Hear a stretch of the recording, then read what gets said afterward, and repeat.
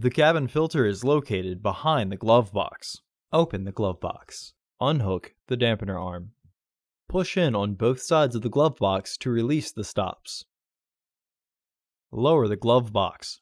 Unclip and remove the filter housing door. Remove the old filter from the housing and clean out any debris inside.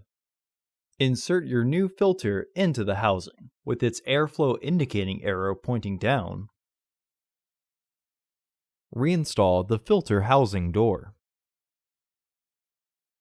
Partially close the glove box to re-engage the stops. Reinstall the dampener arm. Close the glove box. Order your parts today at filterheads.com. Also, please like our video and subscribe to our channel so you won't miss any new content.